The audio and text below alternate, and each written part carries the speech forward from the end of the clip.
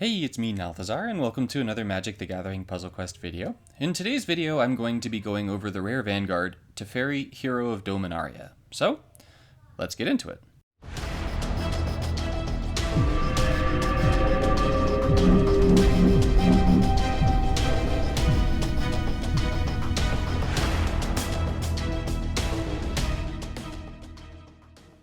Teferi, Hero of Dominaria is a new Rare Vanguard that came into Puzzle Quest with the Innistrad Midnight Hunt set. And this is a card that's really stirred up a lot of emotion in a lot of players because of how it is obtained. Nonetheless, in spite of how people feel about this card, I feel like it's a pretty good card to make a video on because I actually happen to think that this is the best card in Standard right now. Now, I know I said that Tainted Adversary was the strongest card, and I hold by that. The level of power in that single card is absolutely crazy. But this one, I think, is the best card. It's going in almost all of my decks right now, and is skewing me over to running either blue or white in almost every deck that I run, because this card is just so good.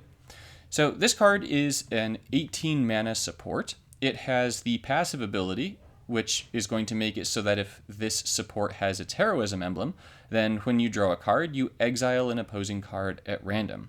You're going to get that heroism emblem by using the -8 ability on the Vanguard, which makes it so that this card gains the heroism emblem, and then you draw 3 cards. It is important that you gain the heroism emblem before you draw the 3 cards, because you gain the heroism emblem, then you draw 3 cards, which is going to immediately exile 3 cards at random from your opponent's side of the board. Now, it enters the battlefield with 4 loyalty, or 4 shields. And so, as a result of that, that means that you just need to get this thing to more than 8 shields in order to be able to use the -8.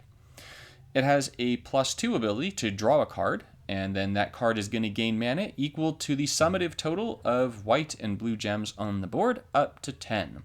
You'll notice that I added the word summative total to this because that is really how it works. It's just the total of white and blue gems combined on the battlefield, up to 10, which I've used this Vanguard a lot. I've mastered this card. I master almost nothing. And this, I've only once had it now, so that I did not get the full 10 mana for a card, and the one time it was 9. So you can basically take it to the bank that you're going to be drawing a card and giving it 10 mana for +2. So part of what makes this card special is that the passive ability here is the singular best passive ability on any Vanguard in the game. The plus ability is the best plus ability on any Vanguard in the game.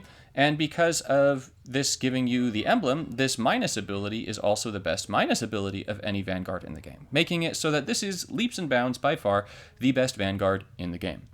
Now, before I get any further, as you guys hear my kids screeching in the background, I'm in a small confined vacation house right now, so I wanted to make sure I still got a video up for you guys this week. Anywho, so before I get too far into the accolades and what makes this card incredible, I want to go over whether or not I think it is worth it for you to try and get this card, because I think that the actual process of obtaining this card is going to be pretty difficult for most players, and so it's really only going to be worth chasing for a few players. So if you are a player like me, you're a player who has a very full collection, you're a person who is getting VIP so that you're going to be completing your sets, this is going to be a card that is going to be worth your chasing, because I honestly wind up having a general surplus of mana jewels at, most of the time, because VIP is going to get me all of the non-Vanguard cards.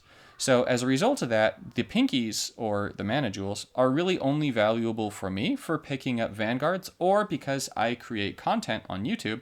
When a new set comes out, I'll use it to try and pick up certain mythics or masterpieces from elite packs. But otherwise, I don't really need them because I'm just going to pick up all the cards anyways from being a VIP subscriber. Now, if you are not a VIP subscriber and you do not have a complete collection, then your best bet is actually going to be to take one, maybe a few cracks at trying to get this card from the Rare Vanguard pool of the set, and then otherwise saving your jewels for specific chase cards. Now, I know this is really early in the life cycle of this standard, and as a result, this card is going to be in standard for, I want to say, 2 years, which is a pretty exceptional amount of time. But The reason why I'm saying that I don't necessarily think that this is going to be a card that everyone should chase is just I have friends who spent 4,000 plus crystals trying to pick this card up. And while they did ultimately pick up the card, that isn't an isolated scenario. Now, on the other side, I have seen quite a few players who have gotten this card on their first pull. So it's really just that you're completely up to RNG. And because mana jewels are so valuable to free-to-play players, it makes it so that I don't actually think that this is a card that you must chase if you are a free-to-play player, because the cost of all those mana jewels might just wind up putting you into a state where you're really frustrated that you've spent a lot of time playing the game trying to pick up this card and then you weren't able to get it. Now, I know some of you at this point in the video are probably thinking, oh great, this is like a pay-to-win card. If I don't have this card, I can't compete. And that's just not true. There's a lot of Vanguard removal in the game right now. There's a lot of Vanguard removal just in general in Standard at a variety of rarities. And so there's going to be a lot of ways for you to get rid of this card. That said, this is, I think, the best card that is in Standard. And so I do understand why many of you will be frustrated about this. Now, what is it about this Vanguard that is so good? Well, let's just start with the Teferi Hero of Dominaria, Planeswalker, right? So if we just go to the Planeswalker, Teferi Hero of Dominaria, let's take a look at him. Because Teferi Hero of Dominaria is, in my opinion, an S+ tier Planeswalker. It's a Planeswalker that is a top tier Planeswalker regardless of what's in Standard, and it will likely remain that way unless it gets power crept out. Now, the first ability, Spiraling Time, is not a good ability. The second ability, Sight of the Future, is a playable ability, but is not a great ability. That said, the third ability creates a Major Zalfir's Fate token, and that Major Zalfir's Fate token is basically the emblem of the Teferi Hero of Dominaria Vanguard. However, it's not quite as good. It makes it so that when you draw a card, your opponent loses a reinforcement. If they can't, they exile a creature. If they can't, they exile a support. If they can't, increase the cost of cards in their hand by 1. Now, part of why I think the Vanguard is better than this one is that the Vanguard doesn't care about reinforcements. The Vanguard just gets rid of the whole creature stack for one card, whereas this one is going to need to draw a bunch of cards. And given that there are things like Tainted Adversary roaming around in Standard now that are going to make 100 plus zombies in any given turn, being able to get rid of the whole stack at once is probably going to serve you a little bit better than this third ability token. That said, Teferi Hero of Dominaria the Planeswalker is an S+ tier Planeswalker because of this third ability that is going to create this Major Zalfir's Fate, which means that the Teferi Hero of Dominaria Vanguard is going to be effectively able to make it so that any Planeswalker that you put this card in, be it a white Planeswalker or a blue Planeswalker, is kind of going to be an S+ tier Planeswalker just because this card is in it.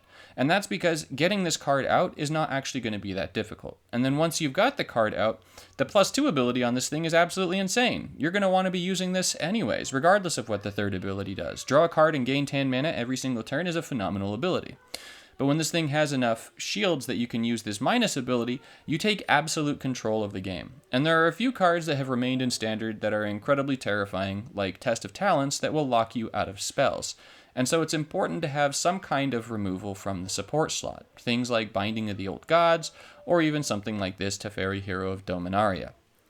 So, because there are other cards that are going to make it so that we can't cast spells, this thing is even stronger.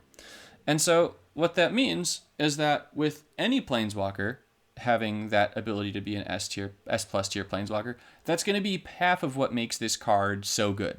You can throw it into white, you can throw it into blue, it doesn't matter. It's going to give you removal of lands, it's going to give you removal of artifacts, it's going to give you removal of enchantments, it's going to give you removal of creatures, and it's going to perform all of that while also drawing you cards. The amount of flexibility that this card has and the amount of tempo that it's able to generate for you between the card draw and the mana gains and then ultimately the removal is second to none, and I would argue that this is potentially second to none in the entire game. It is an incredibly powerful card. One of the things that makes this card so interesting is that in general, when I go over a card, I like to go over how it is that I build around that card or how you could build around that card to be more successful using it. However, this card just does so much, and it is something that's just, in my opinion, an auto-include into any blue or white deck, that there is really no need to go over how to build around this card. You just throw it into any white or blue deck for the most part, and that deck is going to be better because you put this card in it.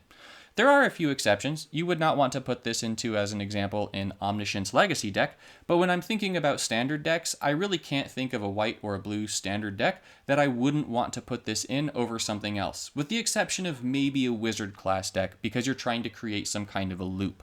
But that's about it. Otherwise, you're free to put this in whatever deck you want, and it'll be better.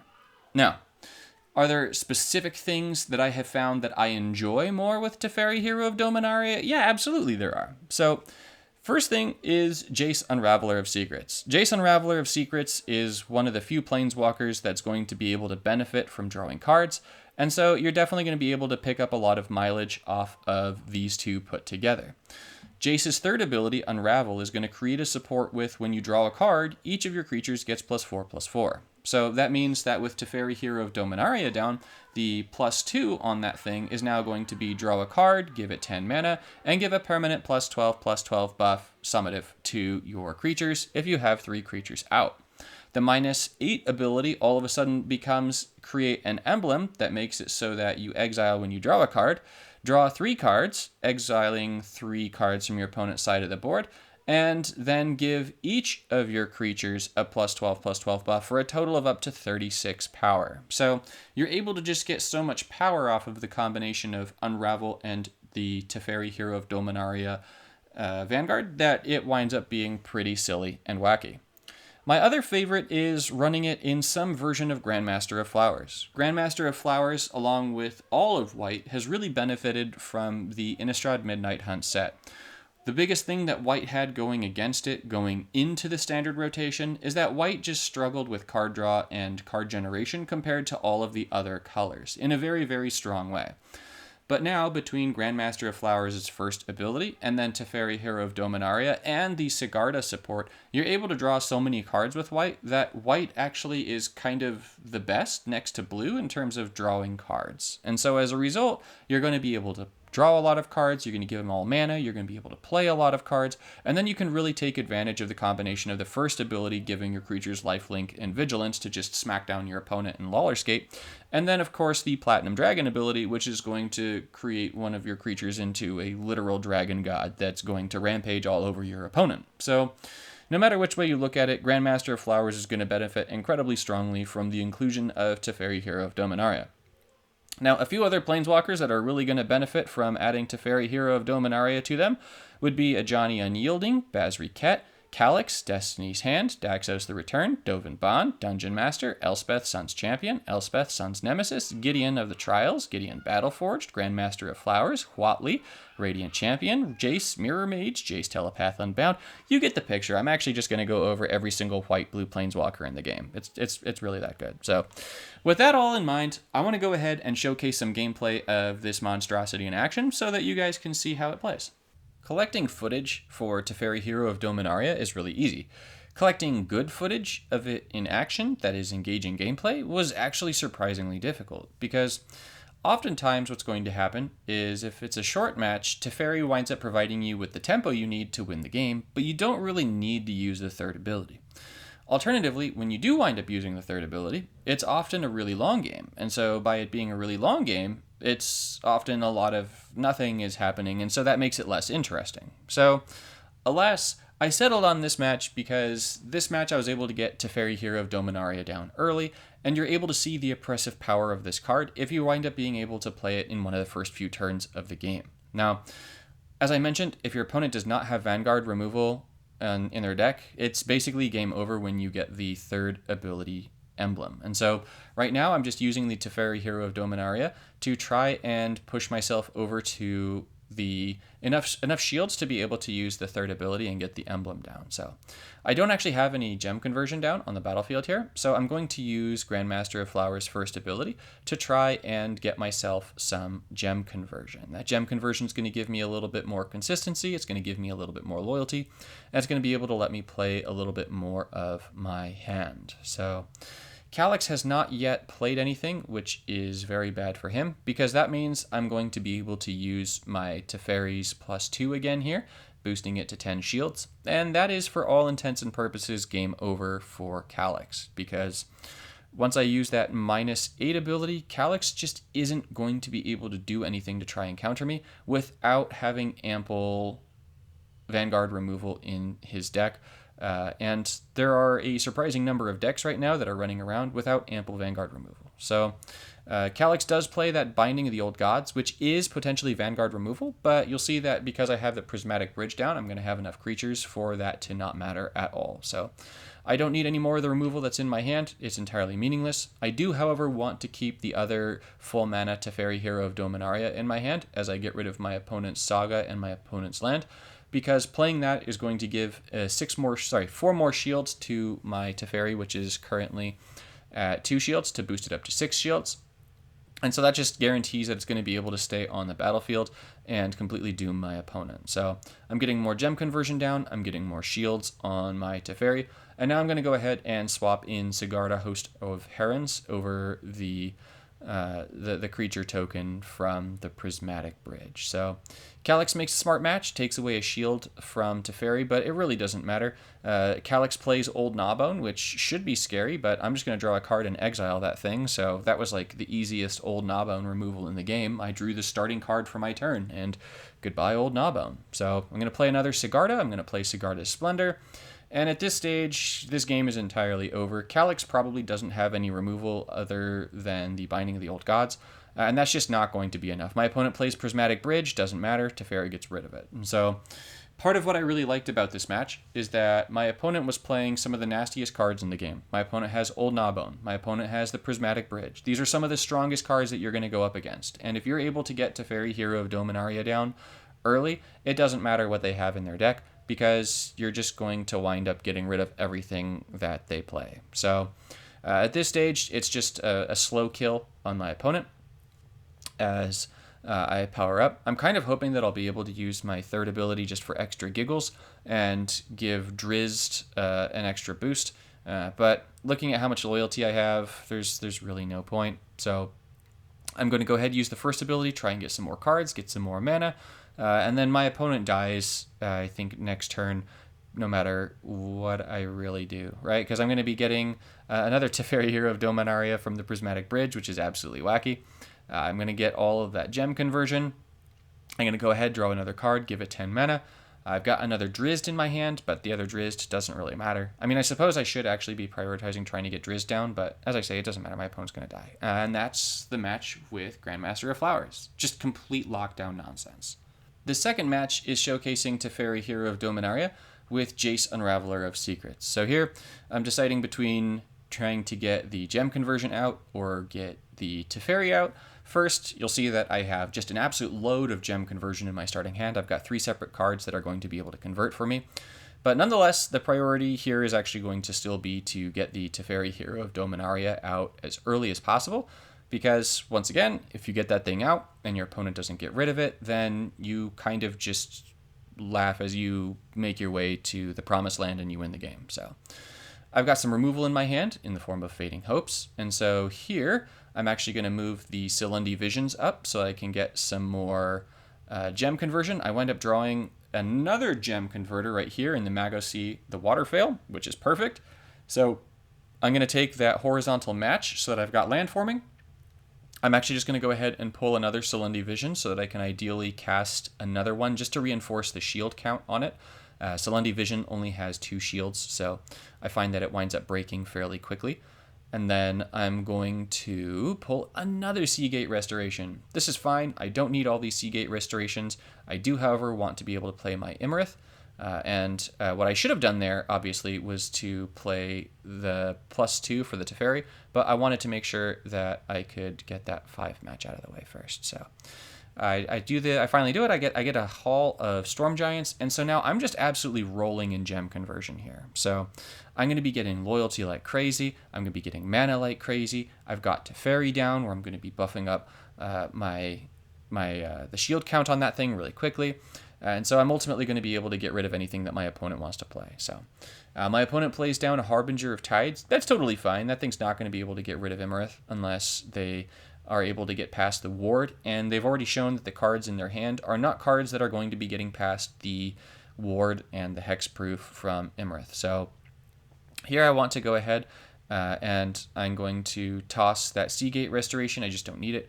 I'm going to make that horizontal match, so I'm going to use Fading Hope here to get rid of my opponent's card, and then I'm going to go ahead and play the Seagate to get another converter. If you're wondering why I got rid of the one Seagate that I had, it was just because I was hoping to get more of my creatures. I knew that I was really close to my third ability, and so being so close to my third ability, I wanted to try and pick up Xanathar, or at the very least my Dragon Turtle, so that I could get more of my critters down and power up a little bit quicker. So you'll see that I'm going to use my third ability right there, and I'm pretty lucky in that when I use Teferi's +2, I wind up pulling my Dragon Turtle. And so I've got 10 shields on Teferi. Teferi is fairly safe as things go, although he will be losing quite a few shields. Nonetheless, that's really not too big of a deal.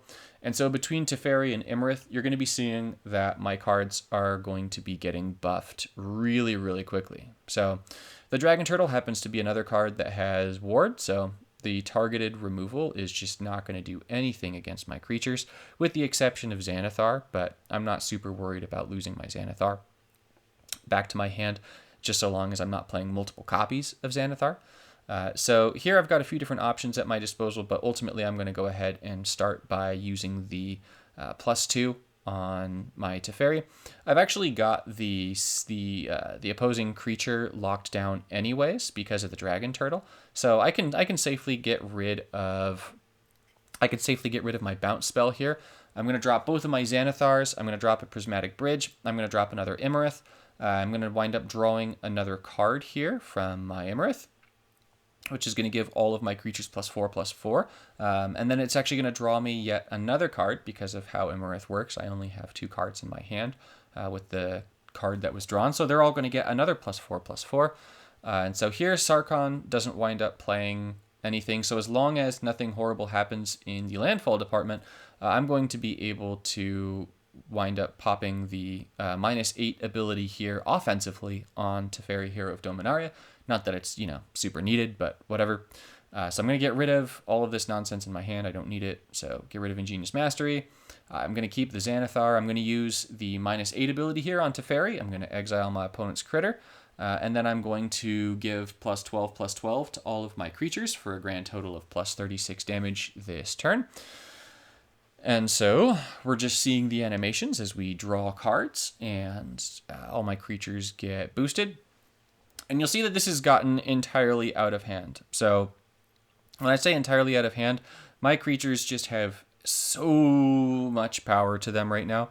It's absolutely wonky. So I've got a pretty sweet match there. It works out perfectly because I'm able to get another Xanathar and Dragon Turtle. I'm going to be drawing 5 more cards to the Seagate Restoration here. And those 5 more cards are going to wind up giving +20 to each of my creatures for another +60 to my opponent. And so Sarkhan's only at 32 health. I really didn't need to go this overboard to wind up doing the happy time smack dance on his face, but I just sort of had to, There's just some part of me that whenever I play Jace Unraveler, I wind up just getting carried away and having too much fun with that third ability, and I want to just get my creatures to be super swole. So the Dragon Turtle hits Sarkhan for 73, and that's game over. In conclusion, this card is absolutely insane. But as to whether or not it's worth you picking up, that's ultimately going to be up to you. It's going to be based on your collection and based on what you're willing to put into trying to pick this thing up. You could wind up being one of those lucky players and you get it on your first or second try, or you could wind up being one of those unlucky players that spends 4,000 mana jewels to pick this thing up. So if the idea of potentially spending that many mana jewels is out of the question for you, I would still advise that you try and take 1 or 2 pulls at this pack and see if you're one of the lucky ones and you do get Teferi, Hero of Dominaria. If you wind up getting 2 cards and they wind up being the same thing from these pulls, then you don't get it, and that's okay. There are still some pretty decent Vanguards in the pack, but that said, the Teferi is by far the best one. Now, in terms of your odds of actually picking it up, it's only going to be available from these Innistrad Midnight Hunt Vanguard packs. And you'll see that the Rare Plus packs do not say guaranteed non-duplicate like the Elite versions, which say booster pack guaranteed non-duplicate. Now, in terms of the rares that you're going to have in the pack, you're going to have potentially Arlen Cord, Garruk Relentless, Liliana of the Veil, Teferi, Hero of Dominaria, and Renin 6. So there are 5 total Vanguard rares that you could pull from. In terms of your odds on every single one of these hits on the pack, there's a 90% chance that you're going to be pulling a rare and a 10% chance that you're going to be pulling a mythic. That means that you've got the 1 in 5, which is 20% on getting Teferi, and then because there's that 10% chance of pulling one of the mythics, your actual odds of picking up Teferi are, I believe, somewhere between 17 and 18%. So that means that each time you take a crack at one of these packs, you've got roughly a 17 or 18% chance to pick up Teferi, Hero of Dominaria. Given that you don't wind up having any higher chance of picking him up once you've started pulling into these packs, it means that you could wind up being in it for the long haul. But that said, the way that RNG works is some people are going to get Teferi sooner than others. So I wish you the best of luck in pulling this card, especially if you're someone who's going to invest and try and pick it up, because if you do wind up getting it, the card will ultimately be an amazing card to add to your collection. There will be nothing in your collection that's likely going to be doing this card's job the way that this card does it for you. However, if you don't want to pull for it or you feel like you can't pull for it because of the cost, then I totally understand. Hopefully we see a reform to the way that these 120 packs work. Maybe Vanguards wind up being accessible in booster crafting, something.